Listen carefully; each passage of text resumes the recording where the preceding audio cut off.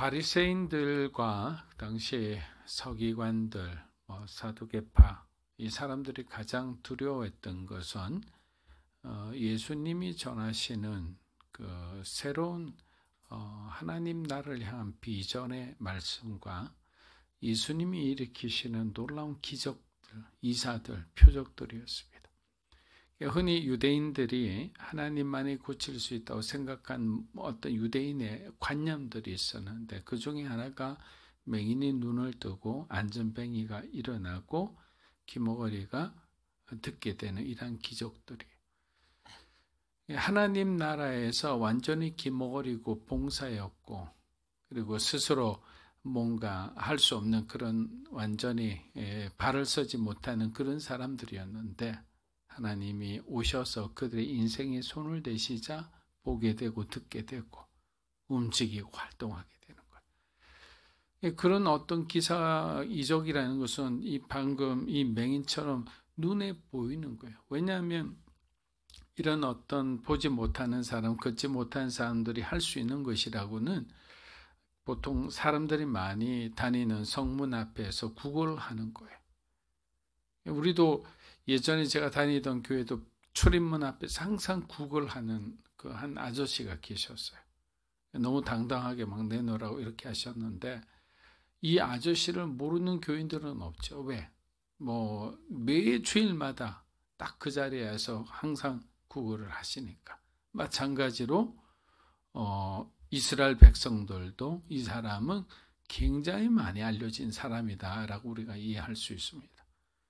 저희들도 만약에 그 구걸하는 분이 갑자기 변화되어서 그 불편한 몸이 나았고 그 다음날 정말 멋진 차에 멋진 옷을 입고 예배드리러 딱 와서 앉아있다면 얼마나 놀라겠어요. 다들 묻지 않겠어요. 어떻게 되신 거냐고. 그와 비슷한 상황이라고 생각하시면 됩니다. 태어날 때부터 눈이 먼 사람이었던 이 맹인은 예수님을 만남으로써 자신의 인생에 대한 정확한 해석을 들은 거예요. 무슨 해석을 들었느냐?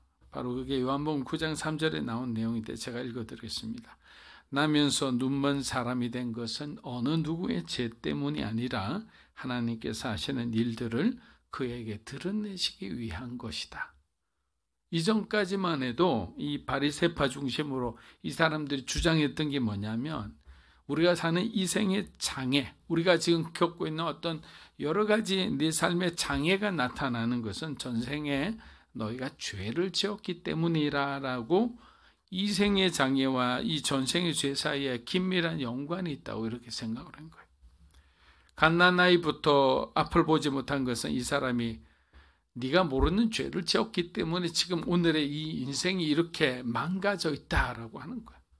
그러니까 자기가 굉장한 죄책감과 모멸감과 수치감 가운데 살았던 거예요. 안 그래도 이런 장애를 입고 태어나서 단 한 번도 이 세상을 보지 못했던 사람인데 그 정도로 장애가 있는 사람은 당시 유대사회에서 큰 사회적 냉대화를 받으면서 이중고를 겪어야만 했습니다. 그런데 마태복음 9장을 보니까 예수님께서 중풍병자를 향해서 뭐라고 얘기하셨냐면 안심하라 내 죄사함을 받았다라고 했어요. 그럼 예수님은 이 질병과 죄를 같이 연관시켜서 말씀하신 건가? 우리가 잠시 헷갈릴 수 있는데 예수님이 이렇게 말씀하신 이유는 중풍병자에게 죄가 있다는 말이 아니라 예수님은 육체의 치유도 중요하지만 그 사람의 영적인 치유, 영적인 구원에 더 관심을 가지고 있었다라는 거예요. 이미 육체는 치유된 거예요. 예수님이 그 자리에서 그 사람을 만난다는 것은. 그렇다면 예수님은 육체의 치유만 하고 그냥 가실 분이에요? 저와 여러분도 마찬가지잖아요. 전도 가거나 선교 가면 가장 중요한 것이 그 사람이 어떤 필요, 빵을 사주는 것으로 끝나는 게 안 되잖아요. 빵만 주면 뭐합니까? 복음이 있어야죠. 빵과 복음 같이 가야 되는 거거든요. 빵을 줬으니까 이제 이 사람에게 뭘 줘야 됩니까? 내 죄 사함을 받았느니라. 구원에 대한 말씀을 하신 거예요. 요한복음 8장 12절입니다. 예수께서 또 말씀하여 이르시되 나는 세상의 빛이니 나를 따르는 자는 어둠에 다니지 아니하고 생명의 빛을 얻으리라. 자, 맹인의 눈을 뜨게 하시기 전에 바로 한 장 전에 예수님께서는 바로 이 말씀을 하신 거예요. 나는 세상의 빛이다. 생명을 주는 빛이냐? 빛이라는 건 뭡니까? 어둠 가운데 빛이 비치면 그 어둠이 다 없어지고 빛 가운데 빛의 세상이 되는 거예요. 그러고 난 뒤 얼마 뒤에 실로암에서 이 맹인에게 빛을 주시는, 생명을 주는 사건을 일으키시죠. 오늘 본문을 자세히 살펴보면 눈먼 사람이 눈을 뜨는 과정에서 우리가 아주 중요한 사실을 발견할 수 있습니다. 그것은 육체의 눈을 뜬 뒤 점진적으로 영적인 눈도 뜨게 된다는 거예요. 다른 말로 하면 하나님 앞에 은혜 받아왔던 사람이 신앙생활을 하면서 그냥 신앙생활하는 그 수준에 멈춰 있는 것이 아니라 하나님을 경험하면 경험할수록 어떻게 되느냐, 그의 삶이 영적으로 점점 성장할 수밖에 없다라는 거예요. 맹인이 예수님을 이해하는데 4단계의 과정을 거치게 됩니다. 요한복음 9장 11절입니다. 대답하되 예수라는 그 사람이 진흙을 이겨 내 눈에 바르고 나더러 실로암에 가서 씻으라 하기에 씻었더니 보게 되었노라. 자, 맹인은 예수님을 처음에 뭐라고 얘기했냐면 단순히 예수라 하는 그 사람, 그렇게 인식합니다.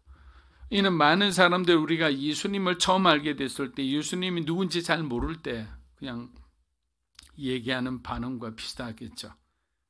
그는 예수님이 하나님의 아들이자 구원자라는 사실조차는 전혀 모르고 있습니다. 단지 능력이 있는 어떤 선한 어떤 선생님일 거다라고 생각하는 거예요. 자, 2번째 단계에서 그는 예수님을 어떻게 인식하기 시작하냐, 초자연적으로 기적을 베푸는 놀라운 사람으로 인식을 합니다. 우리 요한복음 9장 15절입니다. 그러므로 바리새인들도 그가 어떻게 보게 되었는지를 물으니 이르되 그 사람이 진흙을 내 눈에 바르고 내가 씻고 보나이다. 자, 맹인은 예수님이 자신의 눈을 뜨게 한 사실에 초점을 맞춥니다. 그는 예수님을 초자연적으로 기적을 베푸는 치유자로 인식하기 시작합니다. 이것은 예수님에 대한 그의 어떤 관심과 그의 사랑과 그의 인식이 점점 깊어지는 것을 볼 수 있습니다.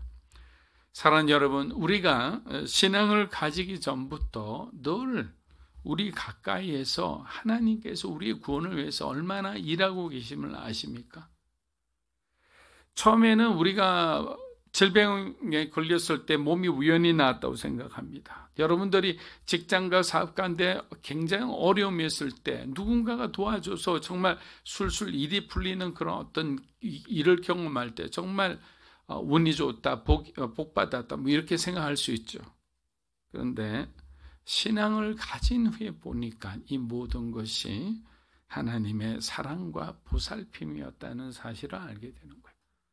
그것을 알게 되는 순간 그동안 내가 부모님 원망하고 환경 탓하고 자신의 어떤 무능한 탓을 하면서 그렇게 부정적인 인생을 살았던, 자기 자신을 정말 그 낮은 곳까지 몰아갔던 그 모습을 부끄럽게 여기기 시작하는 거예요.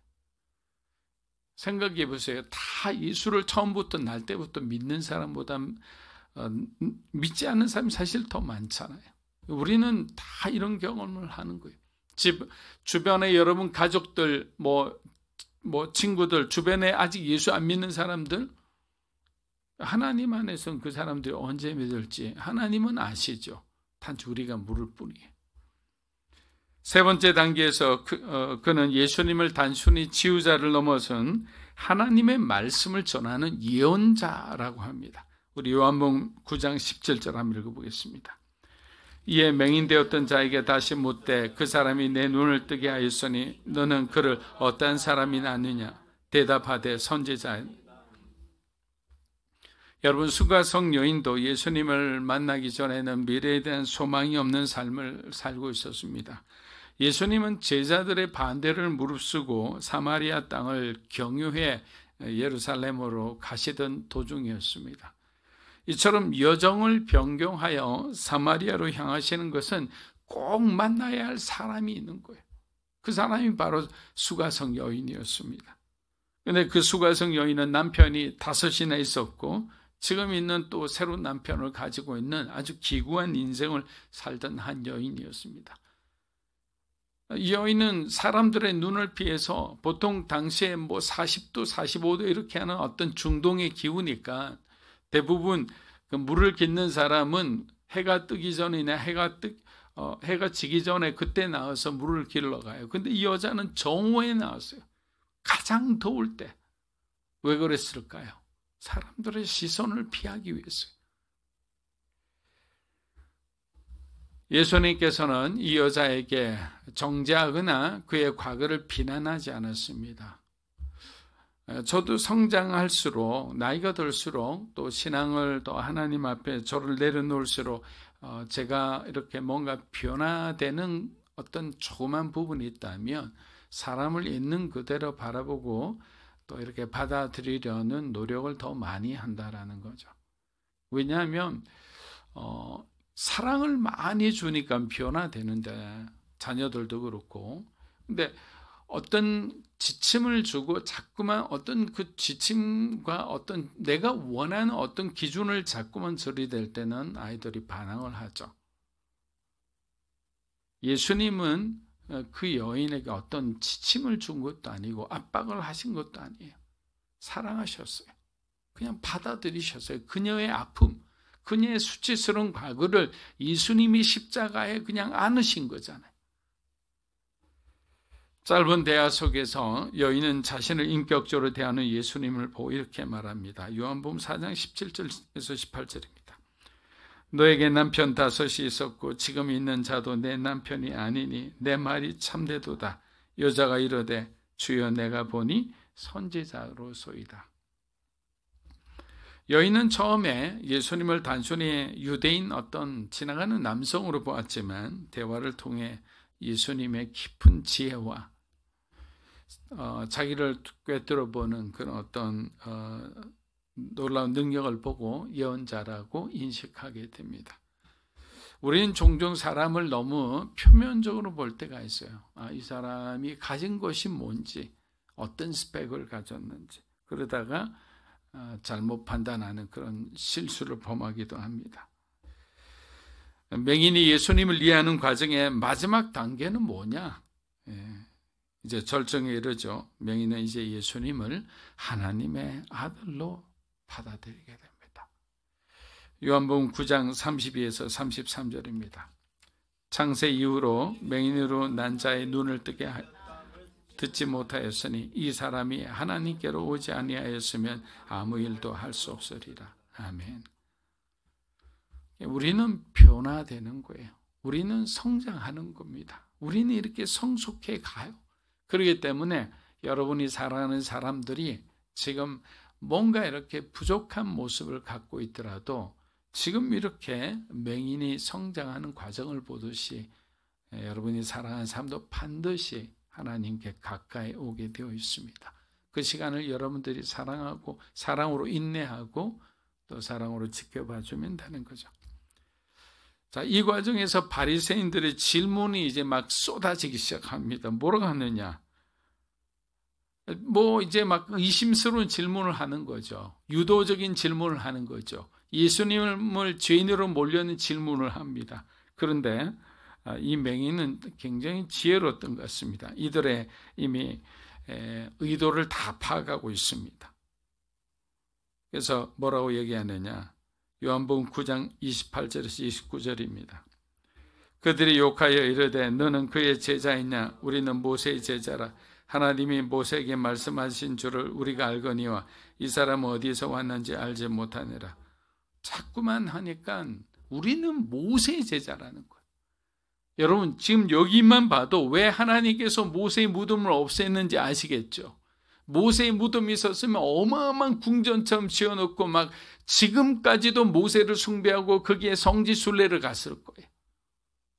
하나님은 그걸 알기 때문에 사랑하는 모세가 우상 숭배의 대상이 되는 걸 원치 않으셨기 때문에 모세의 무덤을 흔적도 없이 그냥 없애버리신 거죠. 바리새인들은 하나님을 섬긴다 말하며 하나님께 영광 돌린다고 말하지만 실제로는 하나님의 뜻에 관심이 없었어요. 자신들이 모세의 제자라 말한다면 예수님을 인정해야죠. 율법의 가르침에, 그리고 모세가 말한 그 모든 가르침 안에는 결국에는 예수님을 향한 그림자가 다 있었는데 그 그림자를 보지 못한다는 거예요. 그것은 뭐냐? 복음의 정통보다는 자신의 전통을 더 중요시 여기는 사람들이었다라는 거예요. 여러분, 전통만 중요시 여기는 교회를 가보면 안타깝게도 주님의 어떤 사랑과 은혜는 온데가 안 되었고, 목사와 장로와 그 집사들이 만든 교회법만 잔뜩 남아있는 것을 봅니다. 영국의 신약학자인 톰 라이트 목사는 마가복음 7장이 유독 정결법에 관한 내용이거든요. 유독 어렵게 여겨지는 것은 유대인의 세계관을 우리가 잘 모르기 때문이라고 했습니다.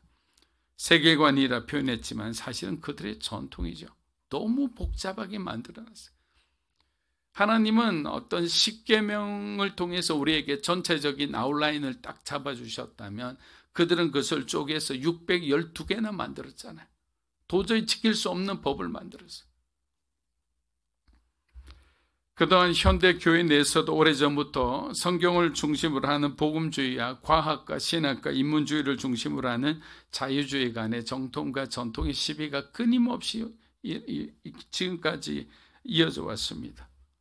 그런데 왜 우리가 자유주의를 비난할까요? 딱 하나예요. 균형을 잃었어요. 본질을 잃어버린 거예요.